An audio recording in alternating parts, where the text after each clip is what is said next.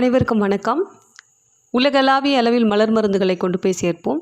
வீட்டுக்கு ஒரு மலர் மருத்துவரை உருவாக்குவோம். நான் சிவசங்கரி, மனநல ஆலோசகர், spiritual healer, Bach flower therapist, life centre, ராஜபாளையத்துலேருந்து. மீண்டும் உங்கள் அனைவரையும் இந்த காணொலி மூலமாக சந்திக்கிறதுல ரொம்பவே சந்தோஷம்.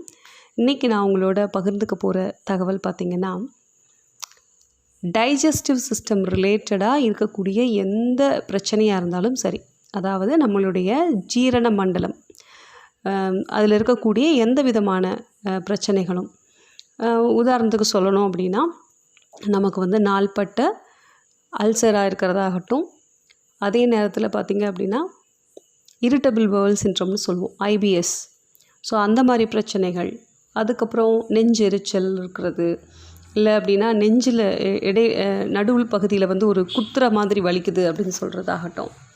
ஸோ இது எல்லாமே நாள்பட்டு நமக்கு இருக்கக்கூடிய குடல் சார்ந்த ஏதோ ஒரு புண்ணோ இல்லை ஏதேனும் ஒரு அலர்ஜியோ தொடர்ந்து இருக்குது அப்படிங்கிறத இண்டிகேஷனாக தான் இந்த ட்ரீட்மெண்ட் நம்ம ஸ்டார்ட் பண்ணுவோம். நிறைய பேர் மெடிக்கேஷன் எடுத்துகிட்டும் இருப்பாங்க. ஸோ இந்த விஷயத்தை இன்றைக்கி நான் சொல்கிறதுக்கான ரீசன் என்ன அப்படின்னா, நான் இப்போ கொஞ்ச நாளாக அதிக அளவில் சந்திச்சிட்ருக்கக்கூடிய ஒரு பிரச்சனை அப்படின்னு பார்த்திங்க அப்படின்னா, இந்த மாதிரி கேசஸ் நம்ம அதிகமாக பார்க்குறோம்.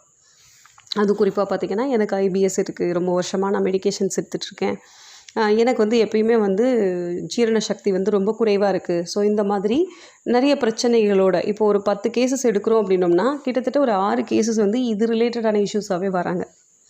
ஸோ அப்போ இத்தனை கேசஸையும் நம்ம பார்க்கும் பொழுது இவங்க எல்லாருக்கும் ஒரு சிமிலாரிட்டி இருக்குது.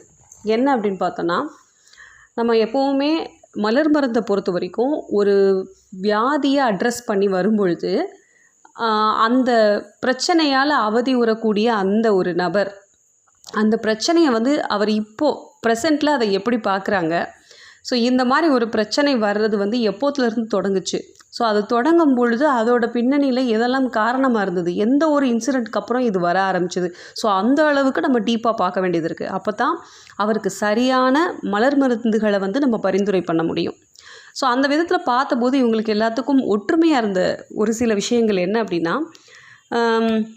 அதாவது அவங்க வெளிப்படுத்தக்கூடிய விஷயங்கள் வேறு வேறையாக இருந்தாலும், உதாரணத்துக்கு இரிட்டபிள் பவுல் சிண்ட்ரோம் இருந்தாலும் சரி, இல்லை அப்படி பார்த்திங்கன்னா கேஸ்ட்ரைட்டிஸ் இருந்தாலும் சரி, இல்லை அல்சர் இருக்குது அப்படின்னாலும் சரி, ஸோ இந்த மாதிரி இது வயிறு தொந்தரவு எதுவாக அவங்க சொன்னாலும் சரி, அதுவும் குறிப்பாக அவங்களோட ஜீரண மண்டல உறுப்புகள் சார்ந்த எந்த தொந்தரவு சொன்னாலும் அவங்க அத்தனை பேர்த்துக்குள்ளேயும் அடக்கி வைக்கப்பட்ட ஒரு பய உணர்வு, அதே நேரத்தில் பார்த்திங்கன்னா ஒரு எரிச்சல், ஒரு கோபம், ஏதோ ஒரு எதிர்பார்ப்பு இருக்குது, அதை வெளிப்படுத்த முடியாமை, இது எல்லாமே ஒரு காரணமாக அமைஞ்சதை நம்மளால் பார்க்க முடியுது.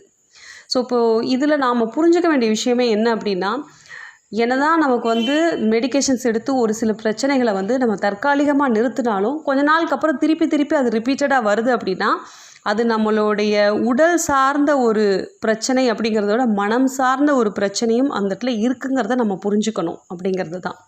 ஸோ அதுக்கு பின்னணியில் இப்போ நான் சொன்ன இந்த விஷயங்கள் எல்லாமே அவங்களுக்கு ஒரு காரணமாக அமையுது. அப்போது இப்போ நான் சொல்லும் போதே உங்களை நிறைய பேர் நீங்கள் கெஸ் பண்ணியிருக்கலாம், அப்போ அடக்கி வைக்கப்பட்ட ஒரு விஷயம் ஏதாவது ஒரு இடத்துல, ஏன்னா உடல் எப்போவுமே மனம் ஒரு விஷயத்தை அடக்கும்போது அதை எங்கே காம்ப்ரமைஸ் பண்ண பார்க்கும் அப்படின்னா, அதாவது அந்த உணர்வுகளை ஒன்று வெளிப்படுத்தணும், இல்லைன்னா சரி பண்ணணும். ஓகேவா? ஸோ அப்படி இருக்கும் பொழுது அது நம்மளோட உடல் மூலமாக தான் அதை காம்ப்ரமைஸ் பண்ண பார்க்கும். அப்போது உடல் அப்படின்னு வரும்பொழுது கண்டிப்பாக உள்ளுறுப்புகள் எல்லாமே. ஸோ அந்த விதத்தில் தான் அடக்கி வைக்கப்பட்ட எந்த மாதிரியான உணர்ச்சிகளாக இருந்தாலும், அதுவும் இப்போ வயிறு ரிலேட்டடாக வர பெரும்பாலான விஷயங்களில் பார்த்திங்கன்னா, ஒன்று அதீத எதிர்பார்ப்பு இருந்து அது நிறைவேறாமல் போகிறது, அதன் விளைவாக ஒரு ஏமாற்றம், ஒரு கோபம், ஒரு எரிச்சல், இது எல்லாத்தையும் அவங்க கட்டுப்படுத்துறது, இல்லை அப்படின்னா அதை மறைச்சி ஒழிச்சு வைக்கிறது தனக்குள்ளே. ஸோ அதுதான் அவங்களுக்கு வயிறு ரிலேட்டடான ஏதாவது ஒரு இஷ்யூஸ் கொடுக்குறதில்ல. பார்த்த அத்தனை கேசஸில் இது ரொம்ப காமனாக இருந்தது.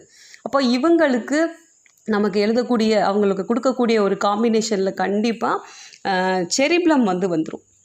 அது மட்டும் இல்லாமல் இது ஒரு நாள்பட்டு ஒரு விஷயத்தை அவங்க மைண்ட்லேயே வச்சு போராடிட்டே இருக்கிறதுனால, ரிப்பீட்டடாக அந்த பிரச்சனையை அவங்க பண்ணும்பொழுது அதாவது எதிர்கொள்ளுறதால அந்த இடத்துல பார்த்திங்கன்னா ஒயிட் செஸ்னட்டும் நமக்கு வந்துடுது. அப்போது இது போக தான் நம்ம வந்து இந்த 2 மலர் மருந்துகள் இப்போ ஒரு 6 மலர் மருந்துலேருந்து 5 மலர் மருந்து வரைக்கும் அவங்களுக்கு நம்ம கொடுக்க வேண்டிய சூழல் வந்ததுன்னா இந்த 2 மலர் மருந்து எல்லா கேசஸும் இந்த கேசஸ் அத்தனை பேருக்குமே பரிந்துரைக்க வேண்டிய அவசியம் நமக்கு ஏற்படுது. ஸோ இந்த தகவல் உங்களுக்கு இது மாதிரியான பேஷண்ட்டு நீங்கள் இனிமேல் அணுகும் போதும் சரி, இல்லை உங்களுக்கே நீங்கள் செல்ஃப் மெடிக்கேஷன்ஸ் எடுத்துகிட்டு இருந்தாலும் சரி, இதையும் கொஞ்சம் கன்சிடர் பண்ணி நீங்கள் ஃபாலோ பண்ணிங்க அப்படின்னா சரியான மலர் மருந்துகளை நீங்கள் எடுத்துக்கிறதுக்கு இது உதவியாக இருக்கும் அப்படின்னு நான் நினைக்கிறேன்.